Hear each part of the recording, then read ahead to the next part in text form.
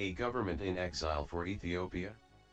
October 19, 2015 by Professor Al-Mariam. Forward to A Government in Exile for Ethiopia. A few weeks ago, I gave an interview to an Ethiopian civic group on the topic of government in exile under international law. I was asked to comment on whether the idea and practice of government in exile is cognizable under international law. The implicit question was whether Ethiopians could constitute a legitimate government in exile in opposition to the thugtatorship of the Tigrayeen People's Liberation Front, TTPLF, lording over Ethiopia today. A word or two on the aim of this commentary.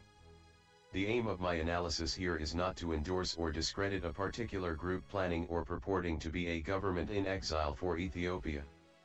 Nor is it my aim to make a political point against the TTPLF and show my opposition to their regime, their endless crimes against humanity, their bottomless corruption, their ignorant arrogance and sheer incompetence as a governance body. I have done that with ferocious tenacity every Monday over the past 9 years. The aim of my commentary is to shed light on a question of broad interest among Ethiopians from my legal perspective. As a defense lawyer, I have a particular perspective on legal issues. I do not pretend to be an impartial judge. I am a highly partisan advocate for the causes I support. But as an academic and human rights advocate, my commitment is to the unvarnished truth, impartial justice, and the defense of the rights of humans against tyrants. That's why I proudly proclaim in the tagline of my website, Defend Human Rights. Speak truth to power. For the last 9 years, I have been speaking truth to users, abusers, and misusers power in Ethiopia, in Africa and elsewhere. To paraphrase George Bush, I make no distinction between the abusers and misusers of power who commit crimes against humanity in Ethiopia and the hypocrites who harbor and support them. I have come to believe that the root of all evil and suffering in the world is ultimately the abuse of political power and the power to abuse political power. Not money. That is why I will advocate with the same intensity for Syrian refugees suffering under the Assad, Exile, ISIS regimes as I would for Ethiopians suffering under the TTPLF. My concern for human dignity is not tied necessarily to any particular nationality, but to humanity. As I like to say, it is not about the nationality of the man or the woman but the humanity of the man and woman. As most of my readers have known for nearly a decade, I would not have been involved in Ethiopian politics or human rights advocacy but for the Meles massacres of 2005. Following the 2005 election, the late Meles Zenawi declared a bogus state of emergency. The emergency was that his party had been thumped in that election. Meles was determined to cling to power by any means necessary or unnecessary. If Meles cannot stay in power by the consent of the people, he would buy the barrel of the gun. Meles Zenawi personally authorized and ordered his goons to use live fire on unarmed demonstrators, causing the deaths of some 200 individuals and life-threatening injury to nearly 800. There is incontrovertible evidence that the actual number of dead and wounded in the post-2005 election massacres is much higher, but the inquiry commission appointed by Meles was authorized to investigate deaths that occurred only on a few specific dates. Meles Zenawi has certainly escaped justice for his crimes against humanity. But did he escape justice for his crimes against divinity? Will Meles henchmen who participated in the Meles massacres ever be brought to justice for their horrendous crimes against humanity? But for the Meles massacres, there would have been no Al-Mariam's Monday commentaries appearing every single week, without missing a single week, for the last 9 years. But for the Meles massacres, Meles alive and post-mortem, and the TTPLF now would not be standing trial every Monday in the court of world public opinion. But for the Meles massacres, Meles and his gang of thugs would never have heard of an academic who left his motherland well over 4 decades ago. I dare say that my professional religion is the rule of law, and as a practicing constitutional lawyer, I must religiously defend the rule of law in a court of law and the court of world public opinion. For those who want a practical definition of the rule of law, let them consider the fact that in the second decade of the 21st century, A single political party can claim winning 100% of the seats in parliament in a country where there are allegedly 90 political parties, and have the leader of the free world anoint that election as democratic. It would be impossible for a single party to win an election by 100% in a country where there is rule of law. A 100% election victory is possible only in country ruled by bushmasters under the rule of the bush, or the jungle, if you will. In other words, a 100% election victory is possible only in a thugmocracy, a term I coined to describe a form of government produced when one crosses a thugocracy with make-believe democracy. A thugmocracy is a form of government in which the facade of representative electoral democracy is used to maintain and perpetuate the iron rule of a bunch of bush thugs who use state power to line their pockets and their cronies' pockets. I have stated all of the above to assert 4 simple facts. 1. I don't have a dog in the race to form a government in exile for Ethiopia. 2. I believe those who are interested in offering an alternative government in exile to the TTPLF have the right to do so under international law. 3. I believe a democratically elected government in Ethiopia will take expeditious measures to bring to justice all persons involved in the Meles massacres. 4. I believe there are definite alternatives to the thugmocracy in Ethiopia. I wish to underscore my personal declaration that I have no interest in political power, only in the power of the rule of law triumphant over the rule of the bush thugs. As regards political power, I agree with Brutus in his declaration in Shakespeare's Julius Caesar, abuse of greatness is when it disjoins/remorse from power. And, to speak truth of Caesar, I have not known when his affections swayed/more than his reason. Simply stated, Brutus says all who seek power are blinded to compassion. Do they not say, political power grows out of the barrel of the gun? No. Political power grows only out of the consent and goodwill of the people. The day a single political party wins 100% of the votes is the day pigs fly. Then again, pigs did fly on May 24, 2015. Brutus says of those thirsting and hungering for power, and therefore think him as a serpent's egg/which, hatched, would as his kind grow mischievous. I try to follow Albert Schweitzer's maxim, the purpose of human life is to serve, and to show compassion and the will to help others. I would only add, and to relentlessly seek justice for all victims of crimes against humanity. In a tiny way, that is what I try to do every day. In this commentary, my exclusive interest is in examining the international rule of law on the principle and practice of government in exile to advance service to humanity, and Ethiopianity and Africanity also, to be sure, to help others and to seek justice for victims of crimes against humanity in Ethiopia. What is a government in exile under international law? Generally, a government in exile is a political entity formed by groups abroad asserting claims of being the legitimate government of their native countries. Such groups definitively reject the legitimacy of the government in power in their home countries and believe themselves to be the legitimate government. The ultimate aim of those instituting a government in exile oftentimes is to return to their native country and attain formal power. There are no legal criteria under international law for the determination of competent governments in exile. Groups need no legal sanction to constitute or style themselves as a government in exile. Recognition of governments in exile is often a political act by the recognized state which takes a variety of factors in its assessment of the legitimacy of the purported government in exile and its capacity as the sole legitimate representative of a people.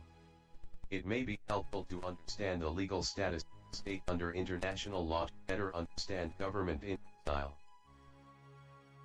A state must be sovereign to qualify as a subject under international law. According to the 1933 Convention on the Rights and Duties of States, Montevideo Convention, the state as a person of international law should possess the following qualifications: a permanent population, a defined territory, government, and capacity to enter into relations with the other states. States also enjoy certain rights and privileges under international law, including the capacity to make international treaties and agreements, access international tribunals and forums, implement obligations under international law and enjoy privileges and immunities from the jurisdiction of the domestic courts of other states. All sovereign states are free to enter into relations with other governments to the extent it advances their national interest. There is no legal restriction on any state recognizing any government in exile it chooses subject to the principle of non-interference in the domestic affairs of other states. Strictly speaking, a government in exile is not a subject of international law since it manifests no sovereignty and is not attached to a legal state. That is to say, a government cannot exist under international law without the existence of a state. Of course, governments in exile set up during foreign invasion, occupation, or annexation of a country do not affect the legal existence of the state in exile. But there are exceptions and different rules on the nature of the state and governments in exile. For instance, a national liberation front could present itself as a government in exile without being a state. A region of a country could exercise self-determination and declare a government in exile. Discussion of such issues will be deferred to another time. There are legal theorists who argue that recognition of a government in exile, when there is a government effectively holding power in the particular state, amounts to unlawful intervention in the internal affairs of that state.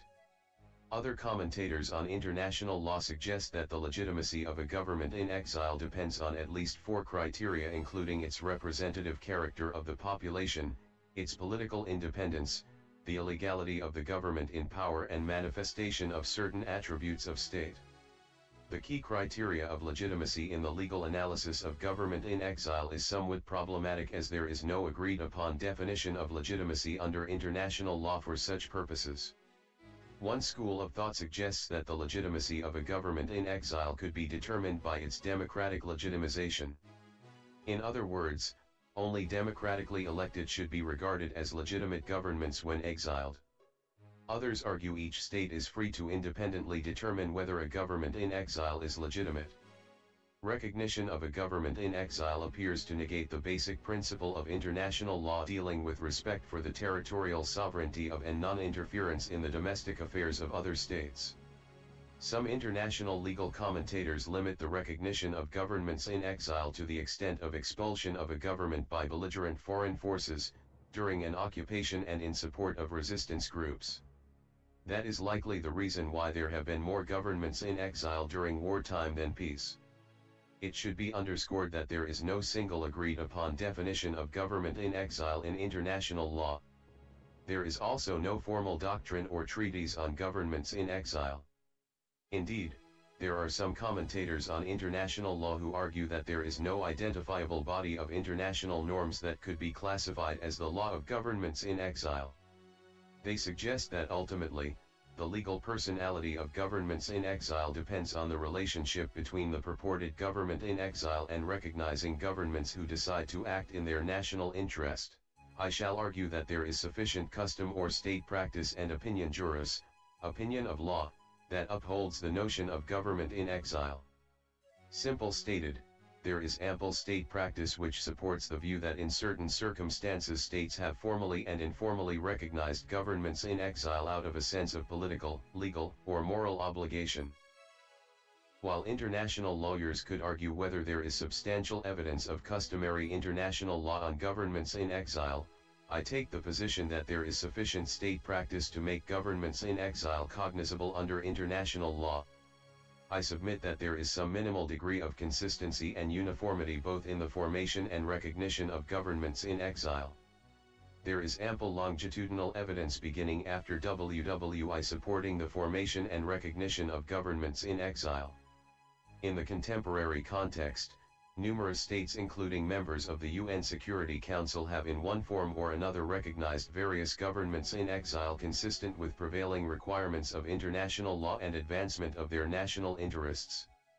In a strictly juridical sense, it could be argued that there is no opinio juris, an opinion of law or necessity, which states accept as legally binding in recognizing or not recognizing governments in exile.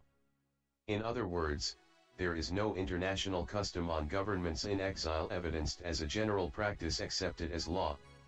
ICJ Statute, Article 38, 1, b. While there may not be substantial evidence of a general practice of governments in exile accepted as law, I shall argue that there are certain norms of international law validated through state action and custom for the establishment and recognition of governments in exile. In other words, I believe that there is a body of uniform practice of states in recognizing governments in exile which gives rise to the legality of the creation and recognition of governments in exile. Though governments in exile appear to be principally a 20th century phenomenon, the practice of maintaining a government outside the territory of the native country predates the formal use of that phrase. I would argue that King David was the first leader to establish the first government in exile. Some biblical scholars argue that Absalom, David's son, decided to oust his father and become king. In furtherance of that objective, Absalom would go to the city gates of Jerusalem and hear the people's complaints about governance under his father's rule. After a few years of doing this, Absalom gained the favor of the people. He deceived his father that he would be away for a while. Absalom soon announced he was to be made king. When David learned of the coup, he escaped Jerusalem with his supporters and set up a government in exile. He returned triumphantly after defeating his son in battle. For centuries, exiled monarchs and dynastic rulers have set up governments in exile, exile courts. Chief among them British and French royalty escaping revolution. In the 20th century, most governments in exile have been formed during wartime occupation. During World War II, governments, resistance groups and royalty from Denmark, Greece, Poland, Norway, Yugoslavia, the Netherlands, Luxembourg, Belgium, Czechoslovakia, and maintained government in exile in London. Many of these governments in exile were recognized by the British government as the de jure, legal, governments of their occupied countries. I should like to argue that the most prominent case of international law involving the legitimacy of a government in exile occurred after WWI involving the government set up by Ethiopia's Haile Selassie. Following the fascist Italian invasion of Ethiopia in October 1935, Great Britain and other European states accepted de facto Italian rule over Ethiopia, while at the same time recognizing Haile Selassie as the legitimate sovereign of Ethiopia. The legal status of Haile Selassie's government in Britain as Ethiopia's government in exile was tested in the British judicial system and affirmed by British Appellate Court, not by an act of the British Parliament or a ministerial act. At issue in Haile Selassie v Cable and Wireless Limited was the status of a 1934 contract for radio and telegraphic service between the government of Emperor Haile Selassie and Cable and Wireless Ltd. In May 1936, Haile Selassie left for exile in Britain and the King of Italy declared himself Emperor of Ethiopia. In 1937, Emperor Haile Selassie brought an action before the High Court of England claiming £10,600 from Cable and Wireless. The Italian government also made a claim for the money. After some litigation, the Court of Appeal in 1938 decided in favor of Haile Selassie. That court concluded that the British government still recognized Haile Selassie as the de jure, by law, Emperor of Ethiopia and has not recognized de jure the King of Italy as the Emperor of Ethiopia.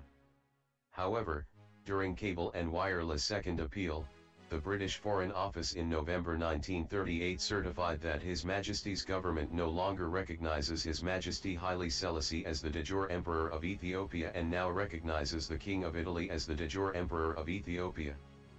The case was dismissed by the Court of Appeal, but there remain some lingering issues of state succession and governments in exile.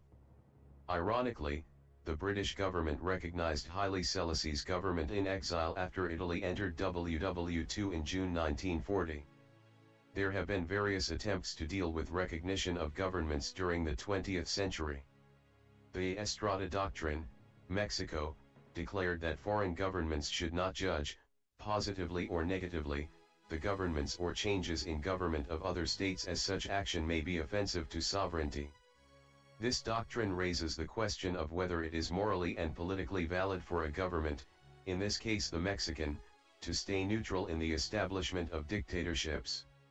The Tobar Doctrine prohibited extension of recognition to any government that accedes to power by other than constitutional means in Central America. Following the Stimson Doctrine, the U.S. declared its non-recognition of international territorial and state changes that were executed by force. The Stimson Doctrine also recognized the governments in exile of annexed states as legitimate international legal actors. I would argue that support for governments in exile are perfectly legal under international law in peacetime so long as there is no direct intervention in the domestic affairs of the target state.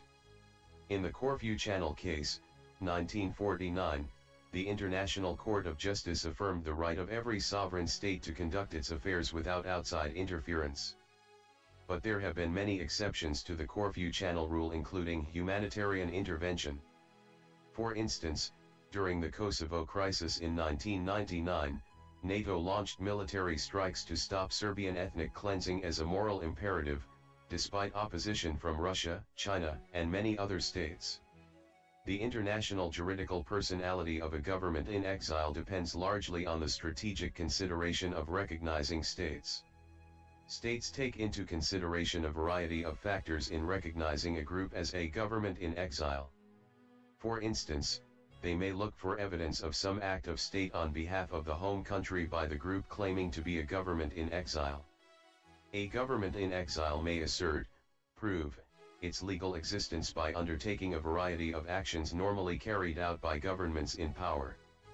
These actions may include issuing a constitution, obtaining diplomatic recognition by other states, maintaining political parties, becoming a party to a treaty, and even issuing identity cards.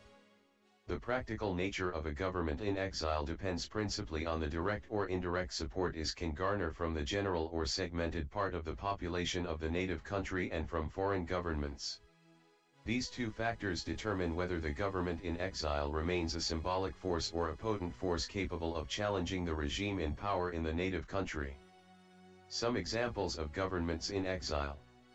The Tibetan government in exile is headed by His Holiness the 14th Dalai Lama Tenzin Gyatso, Dalai Lama, and rejects Chinese subjugation of the Tibetan people and condemns the occupation of Tibet by China since 1959. The Central Tibetan Administration, CTA, or Tibetan government in exile based in India aims to rehabilitate Tibetan refugees and restore freedom and happiness in Tibet. CTA is not designed to take power in Tibet, rather, it will be dissolved as soon as freedom is restored in Tibet in favor of a government formed by Tibetans inside Tibet. The Coalition Government of Democratic Kampuchea, CGDK, was a coalition government in exile composed of three Cambodian political factions. The CGDK was considered a legitimate government in exile over the Vietnamese puppet regime and permitted to represent Cambodia in the UN. The CGDK was dissolved in 1993 after the UN turned power over to the restored Kingdom of Cambodia. The government in exile of Kuwait was established following Iraq's invasion of that country in 1990. Saudi Arabia provided the government in exile of Emir Jaber al-Ahmad al-Jaber al-Sabah offices and facilities to set up ministries, a radio station and communications capabilities to continue functioning as the legitimate government of Kuwait. Most states formally announced their recognition of the Kuwaiti government in exile. Following the overthrow of the government of President Jean-Bertrand Aristide of Haiti in 1991 and subsequent exile, the Bahamian government continued to recognize him as the constitutionally and democratically elected government of Haiti. The Nation magazine citing WikiLeaks cables reported that the U.S. undertook a far-reaching campaign to prevent Haiti's democratically elected leader from returning to the country after the 2004 coup. When the Russians overran Grozny in 2000, the Chechen government became a government in exile and relocated to various Arab countries, the UK, the US, and Poland. The National Coalition Government of the Union of Burma, NGUB, formed in 1995 in Sweden with headquarters in Maryland, claimed to be the government in exile of Burma before dissolving in September 2012. The NGUB believes that its dissolution will contribute to the achievement of national reconciliation, which is inevitably needed in Burma, as well as the endeavors being made for the emergence of a national political program that all deserving participants can join. The Progress Party of Equatorial Guinea, PPEG, was established shortly after the legalization of political parties in that country in the early 1990s. Due to government persecution, the PP leadership declared a government in exile in Spain. In 2015, the government of Yemen became a government in exile after a rebellion by the Houthi, Shia tribesmen in North Yemen. President Abd-Rabu Mansur Hadi fled Aden for the Saudi capital Riyadh in March 2015 as Houthi forces consolidated their military domination. In September 2015, Yemeni Prime Minister Khaled Bahar returned to the southern port of Aden accompanied by 7 ministers after loyalist fighters backed by Saudi-led troops recaptured the port city from Iranian allied Houthi forces. Could Syria have been saved from the devastation of civil war if it had established a cohesive and functional government in exile? The Syrian civil war began in the Arab Spring in March 2011 when protesters demanded reforms and release of political prisoners. The Bashar al-Assad regime believed it could put out the popular fire by firing on the protesters. The protests turned into a popular uprising and spread like wildfire. Within a month, Assad soldiers launched deadly attacks on cities and towns using armor, artillery, and warplanes. Could Syria have been saved if its political, social, economic, civic, and other leaders, groups and associations have come together and formed a government in exile early in the Damascus Spring? The Syrian National Council, SNC, was established in exile months after the anti-Assad uprising with the aim of forming a unified umbrella framework with the other principal opposition grouping in Syria. By April 2012, SNC had been recognized by some 17 countries, including the US, UK, and France, and the European Union as the legitimate representative of the Syrian people, government in exile. Internal problems and lack of a clear program and strategy in the SNC and its failure to unite the other opposition groups and the emergence of new groups prompted most of the countries to withdraw their full support to SNC. In October 2012, the US announced that it no longer considered the SNC to be the visible leader of the opposition and called for a new opposition leadership that would more effectively represent those who are in the front lines, fighting and dying today to obtain their freedom. Subsequently joined the National Coalition of Syrian Revolutionary and Opposition Forces. In April 2012, a year after the Syrian protest-turned uprising, a 3-day conference was held in Istanbul by representatives of some 200 Syrian political, social, religious, military, and civic groups and organizations in hopes of establishing a government in exile in preparation for Syria's transition to democracy. In November 2012, at a conference organized by the Syrian Center for Political and Strategic Studies, Syrian opposition groups agreed on the need to put aside our ideological differences to agree on creating a government in exile. The Syrian Center for Political and Strategic Studies made critically important recommendations for political and administrative reform in the post-Assad phase. There were recommendations on reform of the electoral system and party law. The Day After Project was established to contribute to a successful transition in a post-Assad Syria. Its broad aim was to promote a new national identity and the rule of law, establish stable governance, foster unity in Syria's diversity, build consensus on the core values and fundamental principles, eliminate sectarianism, and affirm that unity of all Syrians, among many others. The Syrian opposition never managed to establish a fully functional government in exile principally because of internal dissension. The Syrian civil war continues today as Russia recently joined the civil war by strafing positions held by anti-Assad opposition groups and ISIS/ISIL positions. According to Al Jazeera, the Russian air war continues to take a major toll on civilian areas across the provinces of Homs and Aleppo. Could Ethiopia be saved from? To be continued.